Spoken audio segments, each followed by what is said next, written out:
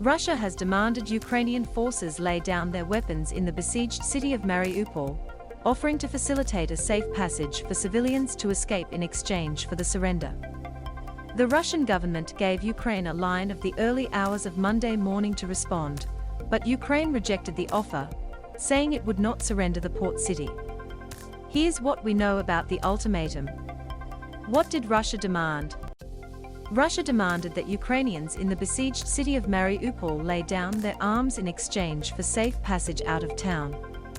Russian news agency TASS reported that forces were going to allow two corridors out of the coastal city, heading either east toward Russia or west to other parts of Ukraine.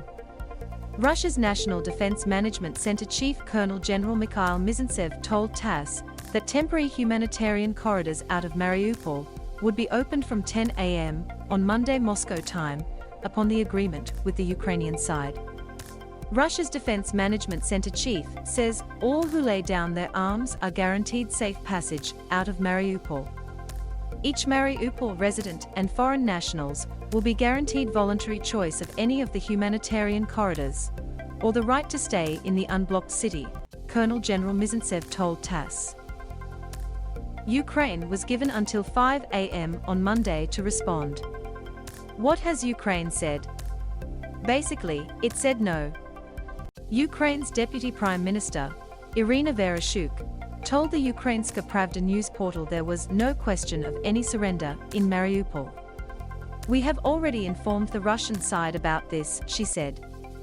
Ms. Vereshchuk later said an agreement had been reached on creating 8 humanitarian corridors to evacuate civilians from besieged towns and cities on Monday, but the city of Mariupol was not among them.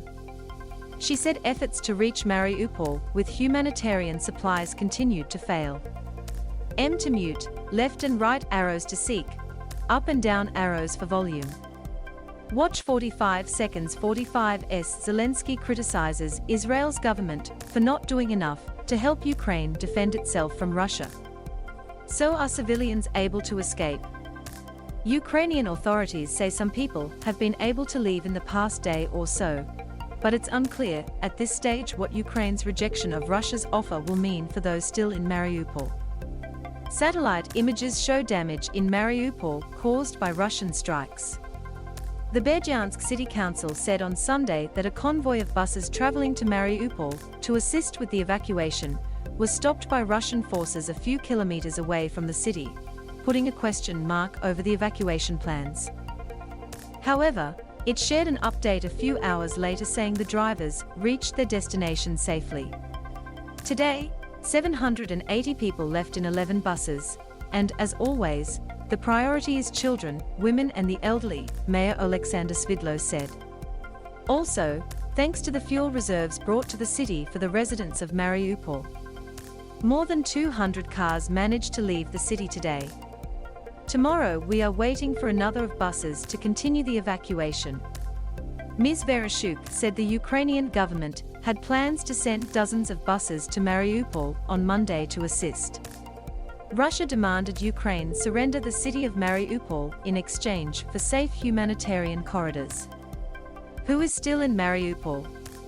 Mikhail Mizintsev told TASS that there were up to 130,000 civilians being held hostage in the city, including almost 200 foreigners. He said Russia had helped evacuate 59,304 people out of the city.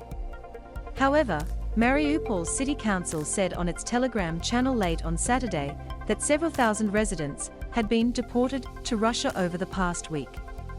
Prior to Russia's invasion of Ukraine, Mariupol had a population of close to 450,000. There are reports that between 40,000 and 100,000 people have fled the city since, but there isn't an exact figure at this stage. Ukrainian President Volodymyr Zelensky said nearly 4,000 people were evacuated from Mariupol on Sunday alone, but it was not clear where they went to.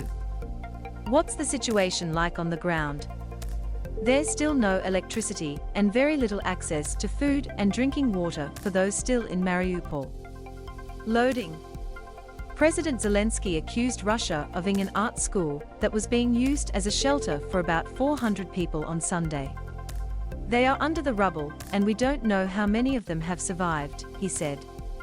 But we know that we will certainly shoot down the pilot who dropped that, like about 100 other such mass whom we already have downed.